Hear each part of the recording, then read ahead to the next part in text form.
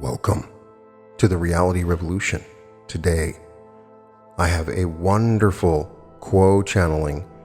This one is dedicated to the very interesting question of what is the difference between service to self and self-care. As a result of this question, there's a very deep discussion of that desire to serve the self and also just taking care of yourself, and what are the dynamics of service to self and service to others. As we are taught in the Law of One, you can harvest into fourth density by being 51% service to others or 95% service to self.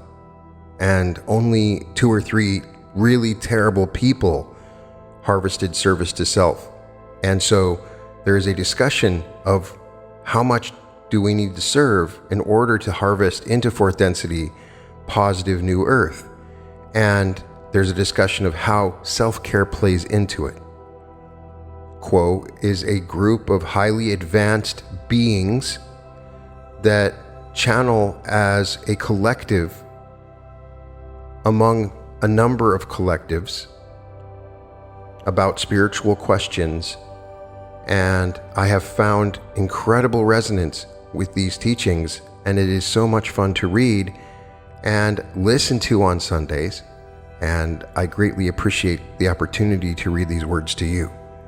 This channeling was delivered on May 17th, 2023. Group question. Our question today is, what's the difference between service to self and self-care? How does self-care factor into the service to self versus service to others ratios when being considered for harvest? Jim channeling. I am Quo, and we greet each of you in the love and in the light of the one infinite Creator. We are most honored once again to be called here to speak with you of spiritual principles that may aid your journey of seeking the one in all. In order to do this most effectively, we ask you our perennial favor, that you consider what we have to say and how we say it with your own discrimination as to what you feel is appropriate and useful for you. And if there is anything we say that is not useful to you, in your own spiritual journey, that you set it aside. If you would grant us this favor, then we will feel more able to speak openly about those words and concepts which have, we hope, use to you at this time. Your question this evening is one which is an interesting question, in that it has various facets to it. The question of whether one's care of the self may be considered positive or negative, and if it is one or the other, or perhaps if it is neither. Is there some means by which it might aid your movement forward into the fourth density of love and understanding? One of the facets of this question is the intention that you have when you take care of yourself. Are you in the desire to do so, wishing to have the overall effect of this care to be that which aids you in serving others? Is this something you are conscious of? Is this a conscious choice? A choice made with the perceived outcome, shall we say, of such a choice? Is this a choice which is made subconsciously, without thought, given to evaluate the potential of the choice to achieve an end that is helpful to more than yourself? Or is it your self-care that is utilized only for your own benefit in a manner which might affect another person in your circle of friends or people that you meet on the street, shall we say, in a negative way, and that you would not take their needs into consideration? There are a couple of the facets that one might consider in how one approaches the concept of self-care. The nature of the awareness and the intention of the seeker of truth is what can only be known by the seeker of truth. If the seeker of truth is conscious of his own nature, his own intentions, his desires, there must be left to the seeker in order to be able to evaluate the quality and purpose of taking care of the self. Another facet is you have the self that is considered the higher self that can also participate in caring for your worldly self, your mind, body, spirit complex. You have the subconscious self that might also aid in such endeavors.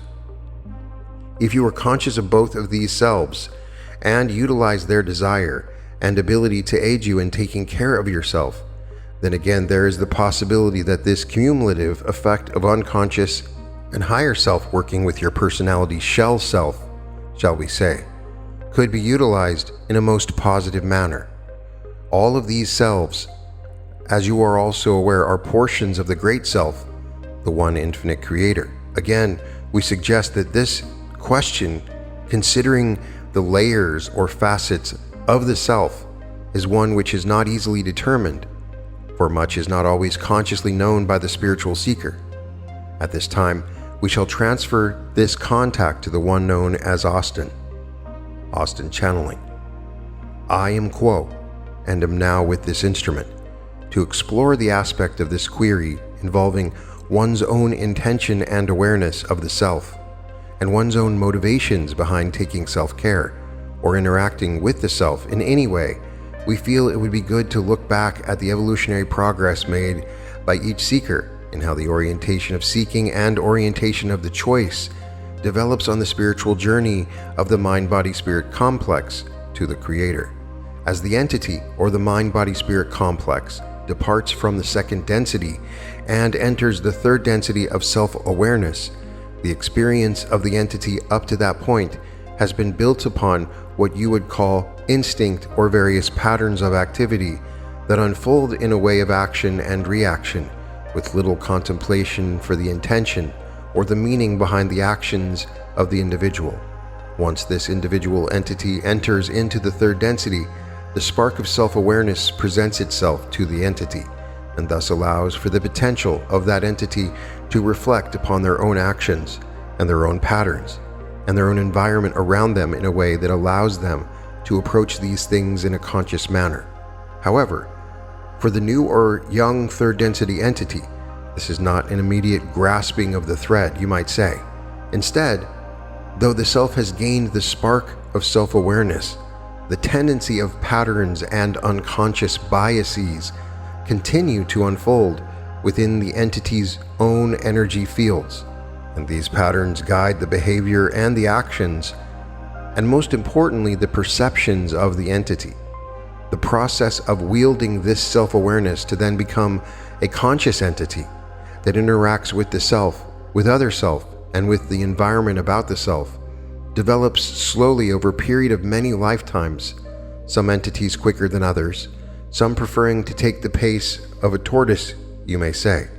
And often this unfolding repeats itself in a microcosm within the singular life experience or incarnation of any given entity, where it is the hope of the entity who incarnates that the previous lessons and the previous orientation of conscious awareness of one's own being and one's own patterns develops within a lifetime efficiently, building upon the previous experience of past lifetimes. This is an important backdrop to the question that you have posed for this circle, for it is the awareness of one's own self and one's own environment and other selves, and the conscious relationship with these things that determine the polarity of an entity. With the slow realization of the entity, the patterns present within the self can be realized and transmuted in a conscious fashion in order to choose how one relates to the self and to other selves and to the creation of the Creator. The relationship that one forms with all of these things is the heart of one's polarity of consciousness. It is the meaning behind service to others and service to self, and even the sinkhole of indifference. For as this relationship unfolds, the seeker is confronted with the option of seeing the self in relationship to other self and in relationship to one's environment, and determining what these aspects of one's experience mean to the self and how one relates to them. The seeker could relate in a way that either utilizes them and uses them in order to gain more power for the self, more influence to gain the ability to mold one's own creation, environment, and other selves to one's own liking, so that the self can create a universe within one's own image. Or one can gaze upon the self in relationship to all of these things and recognize the larger patterns of the Creator unfolding in love and in light, and choosing to engage with this dance of the Creator and its various harmonies, tones, and flavors and approach one's own creation not with a sense of individual ownership and sovereignty as a dictator of one's own cosmic empire, but rather as a family member taking part in a familial and harmonious activity of learning and exploring and sharing in the love and the light of the Creator. These are depictions of what we, the Confederation of Planets in service to the One Infinite Creator, are referencing when we discuss the notion of polarity of consciousness and that of service to self and service to others. We present this depiction, which is limited, we may say, for the sake of grappling with this question, in order to present a new question for any seeker who is curious about the dynamic addressed within your query. When one cares for the self, is one doing so with the attitude of the dictator who must preserve the self above all else and use any means necessary of other self or self in order to prop the self up above all others, so that the universe may be ordered according to the whims of the self more effectively? This is a form of what you could call self-care, for it implies that one cares so much for the self that they are willing to do so at the expense of all else. This is an effective means of exploring the creation and is a valid path of treading the path back to the Creator from which one came. Or does one care for the self as one cares for the rest of the creation? Does one see the self as the integral aspect of the grand, majestic mechanism of the one infinite creation that must be tended to and loved and cared for in order for the system of intricate energies interacting and dancing with each other to operate in harmony and to recognize and bow to the will of the one infinite Creator within the self, so that the Creator may shine more brightly thanks to the care one shows for the self? For when we reference the notion of service to others, this is not intended to exclude the self from being worthy of being served, of being loved and being cared for. We would, through this instrument, offer a slightly challenging response to everything that we have just shared, and that is, when one may see the self as caring for the self out of a desire of harmony and service to others, we also find, particularly within your third density, that this can be an easy crutch, you might say, to fall back into patterns of indifference, while telling the self that one must care for the self in order to operate as an agent of the Creator and of service to others. And yet it is simply because this self-care is comfortable and is less scary than taking the risk of service to others, of facing potential sacrifice of the self in order to express one's care for others. This can be a complicated dynamic and requires a constant revisiting of one's intentions, which is why we always emphasize the necessity of a regular practice of meditation and contemplation and prayer for the seeker. For with these regular practices in place, one can reserve a space for the self that allows the self to reflect upon these things and question these things regularly. If one is perhaps engaging with patterns of supposed self-care that are in reality more indicative of patterns of indifference and hiding behind comfort, one can reveal this reality to the self through this regular practice. And the hope is to adjust one's perspective consciously and willfully so that the pattern of indifference can shift and the self-care becomes more genuine and in line with the desire of service to others rather than a falling back into the comfort of indifference. At this time, we would take our leave of this instrument and transfer the content to the one known as Trish. We are Quo. We are those of Quo, and we are now with this instrument. As has been spoken through the previous two instruments, careful consideration of intention and motivation are key to understanding the difference between self-care and service to self-action. And through this instrument, we would like to explore the other end of the spectrum, if you will. The seeker who wishes to or needs to practice self-care but lacks the self-worth or is deceived by a sense of low self-worth, a martyr, if you will, in the journey of service to others, the one who gives and gives and gives and never allows itself the chance to receive. This instrument is reminded of a story or lesson, if you will. This analogy or metaphor is the idea that each soul has a vessel, a vessel of love and attention and care. And as the soul, the entity interacts with other self, tends to other self, in service to other self, that entity gives a portion of that vessel's contents, its love, its care to the other self, to replenish the vessel of that other self. Without replenishing its own vessel, you can see how that vessel eventually becomes depleted. And when that vessel is depleted, the ability for that self to act in service to others is inhibited. There is a full stop to that service, for the entity has martyred themselves or sacrificed themselves to that service to others.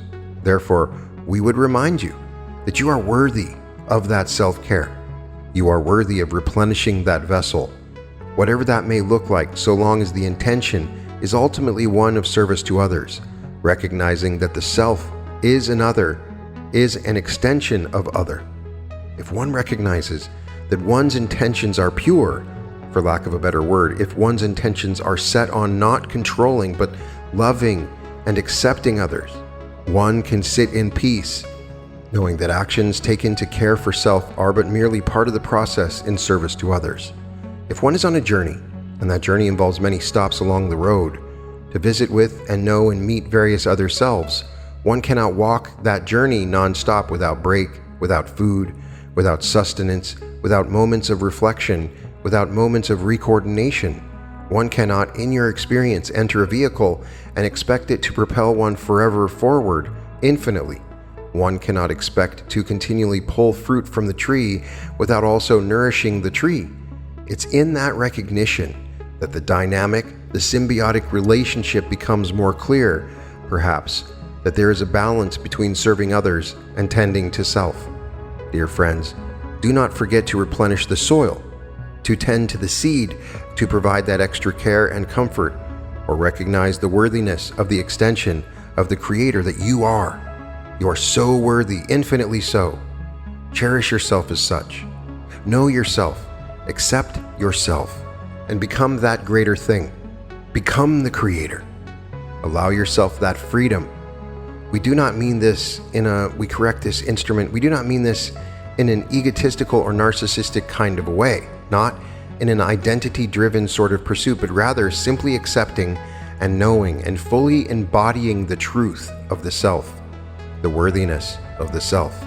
Do not devalue your worth, for you are indeed an intentional manifestation within this illusion. So once the body begins to feel weakened, the mind not as sharp, and the drive not as easily accessible, take stock of yourself. Do not hold blame or judgment for yourself. If you need to take a step aside and tend to yourself, knowing that your intentions are ultimately pure or ultimately good, and if your ultimate goal is one of service to others, and if those actions of self-care are not in conflict with your service to others' path, do not cause harm to those along the way. We appreciate this opportunity to speak to this very topic, for we can understand how it is a tricky line to walk. But we assure you that this line of questioning and deep consideration is extremely fruitful, and we hope that from this you understand that you are enlightened and informed and inspired to deepen this understanding and realize the interconnection and unity that is all, that is this illusion. At this time, we shall take our leave of this instrument and transfer our contact to the one known as Kathy. We are those of Quo. We are those of Quo, and we are now with this instrument. And we wish to continue this very important and worthwhile, we may say, discussion of self-care and service to others and service to self. You may begin with the wording self-care, focusing on the word care, which comes from the English language, the old French cœur, meaning of the heart. And even today, this word care is associated with the things of the heart, which of course have to do with love. Self-care is most commonly thought of in your illusion as an activity of development, growth, nourishment of the self. And as we have noted through the other instruments, the word self-care may also be interpreted in a way that is more akin to the word focus, which is more of the mind and less of the heart, and less having to do with love. And those entities which may have a self-focus, which may involve caring about the self and for the self in lieu of caring for others, illustrates the idea that self-care can be seen through the lens of both polarities, service to self and service to others.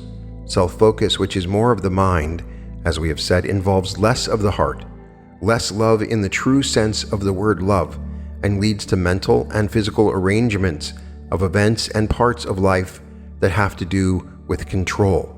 And just hearing or reading these words, you may feel the energy of them as colder, the motivation of these words as, one might say, selfish, whereas using the word self-care with its deeper meaning of the heart and love may immediately feel a different energy, one that is positive and nurturing, encouraging and helpful to oneself as well as to others. So self-care may be seen through two lenses then. Let us examine further the one lens of self-care having to do with service to others. We spoke previously the idea of martyrdom, a situation in which an entity would care so much for others that it neglects the self and is therefore not caring for the self. But we emphasize that self-care is most important in the truest sense of the word, involving love and the energy of the heart, for this is how one develops, grows, becomes more enlightened in the truest sense of the word, through one's own self-care, in loving oneself in a most illuminated way, the most divine way of honoring the self as divinely created. And in this way, the self becomes radiant, glowing, brimming with love for its own being as well as others. The radiance of love is shared so powerfully, easily, and in such a way as to cause all entities around it to glow and radiate love as well.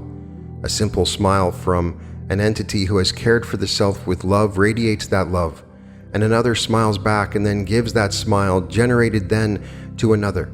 Self-care is an important ingredient of being able to serve others, for it is not expected or required that any one entity becomes 100% service to others.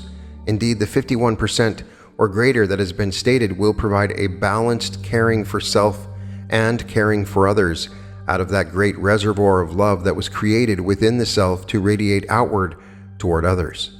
This is the way to know thyself as well, caring for oneself through true love of oneself as a divine creation helps one to know oneself even better in a true sense, for there is no pretense and no argument with self when one views oneself through the lens of love. In caring for self that way, only the most helpful and expansive truths about self will be known, adding to the radiance of that self. That also makes it much easier then to accept the self. Love is the great point then, you may say, the great salve of healing, and in accepting oneself there is healing. And finally, we may say, as the entity journeys toward becoming the creator, using that great capacity for love will help the entity to understand to be one with the creator, who is made of light and love, love and light. Recognizing the love and light in oneself automatically binds the self to that knowing of the creator, becoming of the creator. This is the path to pure love that enables the evolution of the self in a most positive direction and assists the self in serving itself in a most positive way, but also in serving others in a loving way. It has less to do with focus on the self and more to do with loving and accepting self. We appreciate this query and are thankful to contribute to its understanding through these words and those spoken through previous instruments. We now take our leave of this instrument and transfer our contact to the one known as Gary. We are those of Quo. We are those known to you as the principle of Quo, and we operate this instrument in an attempt to be of service to this query, which is one that visits the lives of many who are embarked upon the service to others path. Whatever their particular philosophy, but especially so when one begins studying the law of one, and coming into a sharper realization as to the dynamic of service and the ways of the two paths as this particular philosophy describes them. Even without the words and thoughts of this channeled message in this channeled body of work, one of the positive polarity would be about the same work of seeking to be sensitive to the needs of others, and they may be of aid in some way, even if not framed precisely in that way. The positive entity seeks to support others, to be interested in the promotion of their well-being and happiness. And as we have spoken, there is a necessity for such a positive entity to tend also and fundamentally to their own being, as self-neglect makes for a less full spectrum of service and power and love and wisdom available, even on the more seemingly mechanical levels of the necessities of diet, sleep, exercise, rest, and the balances therein that sustain and maintain the physical vehicle and a balanced mind complex that make one viable and available for service so that the light, the energy may flow through. This is visible when working with the chakras as well, for neglect paid to the attention of the self's needs and working processes will dim the light of those lower centers and higher centers so that the self is less available to be a servant unto others.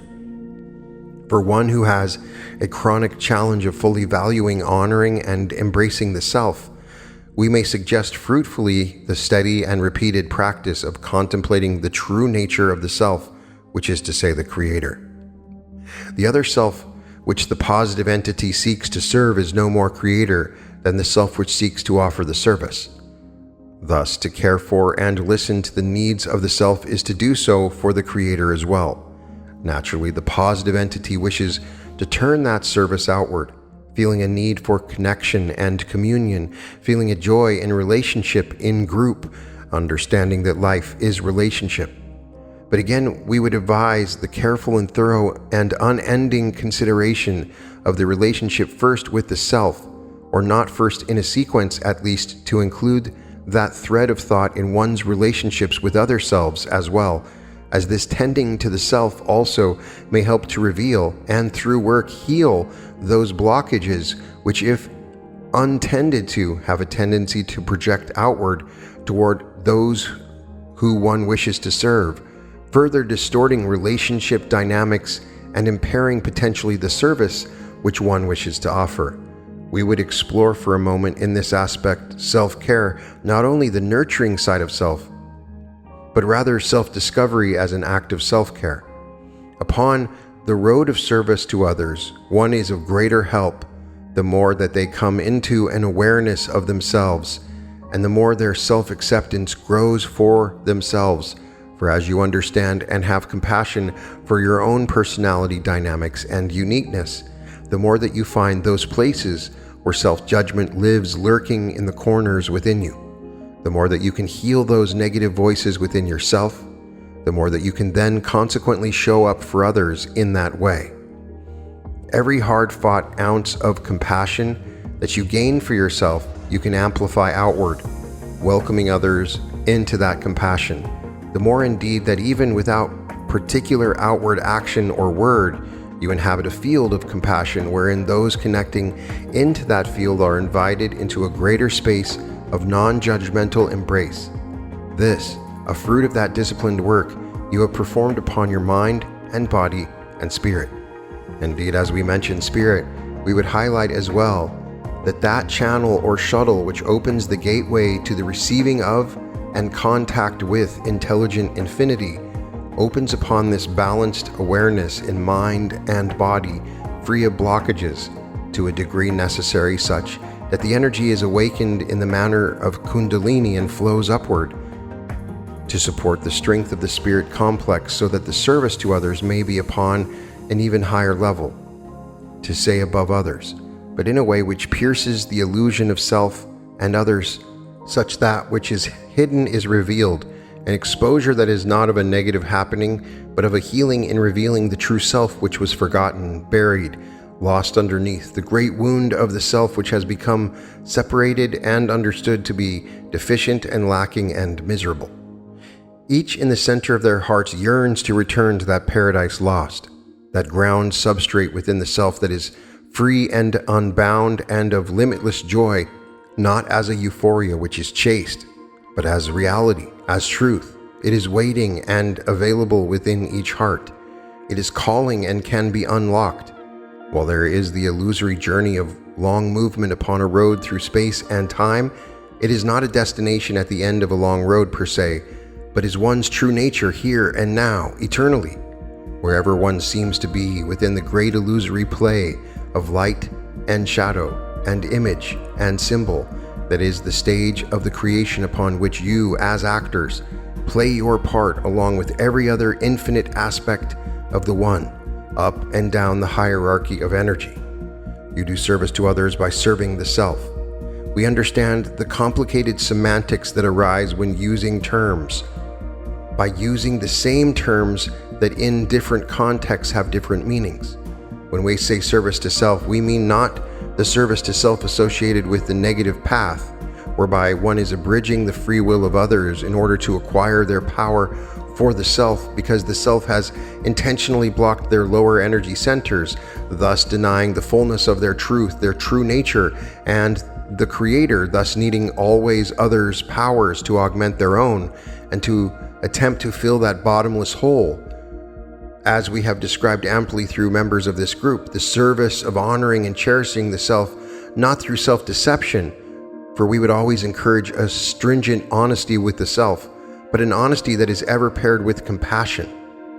That compassion may require a sort of push at times, and sort of hard talking with the self. The facing of that which has been avoided, and at other times it may involve the tenderness of the mother to the infant, particularly in balance to the self, which has treated the self harshly, and perhaps even brutally in the inner monologue, and in the ways that closes down and makes the self small and devalued. And we would add that self-care is not strictly upon an individual basis, for when entities come together in shared mission in group work, there is also a larger self that is formed, and in caring for the larger self as members of this circle seek to do in the support of one another also, one is continuing both of these threads of other self-service and the group of self-service.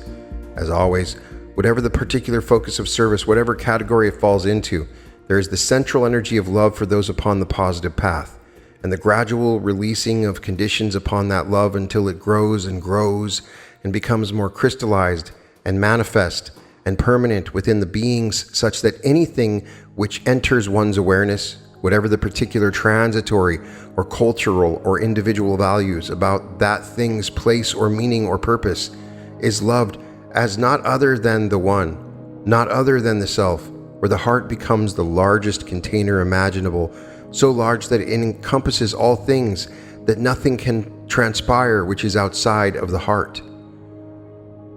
Though along the road to that crystallization, the heart is ever vulnerable to momentary closures, the positive entity is aware of the beauty and necessity of the event, as desirous of simply loving others, loving them in their totality, their weaknesses and strengths, their limitations and their wonders, and falling in love with each entity, holding a curiosity for each entity, amazed that the Creator has shown up in this way on this day, that the Creator can step itself down, so to speak, can bend and prism light in just this way to create this unique being before you, who has never been before and will never be again.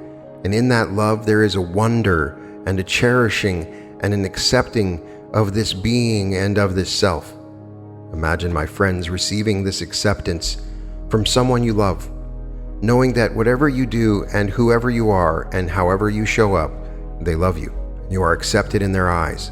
Imagine the closed and maybe torn, maybe bruised petals of the flower opening, outstretching to receive and to be in the light of that love and to reflect and radiate outward that love that is within you. At this time, we take our leave of this instrument and we transfer our contact to the one known as Jim.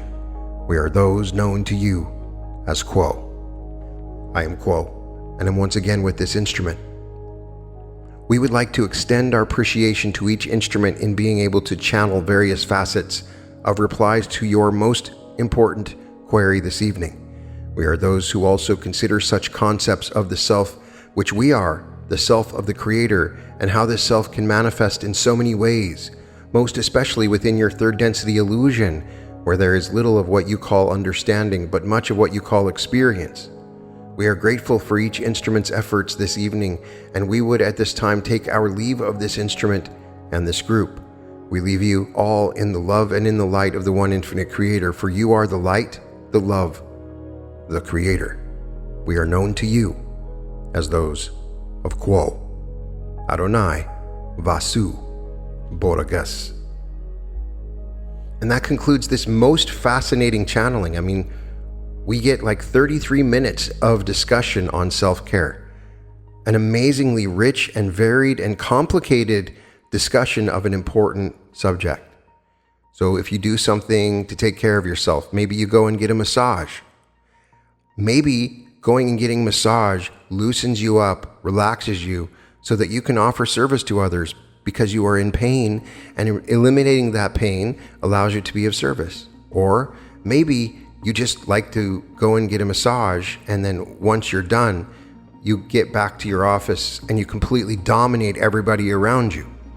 There's a difference in the intention and the effect of the self-care that you are involved in. If you're taking care of the self by learning things that will be of aid to others, or by enabling skills of yourself in the use of others and not just yourself, then that is not negative self-care. There's a line that we draw, and day by day, moment by moment, breath by breath, thought by thought, we are in the process of identifying how to help ourselves and how to serve others. We don't have to be 100% service to others, just 51%. And there's a natural harmony in taking care of the self, but also thinking about more than just the self. Now, they make a very subtle hint that I believe is a big part of the future densities, and that is the aspect of reality creation involved in servicing the self. Once you gain in power, and we are gaining in power because the fourth density light is now active and increasing every moment. And once we gain in power and we start accessing this light, then some people will create their own cosmic empire, as they call it, where you create your own reality around you. And some people will co-create like a family with others, joining in a dance, and a harmonious dance in which you're creating with others.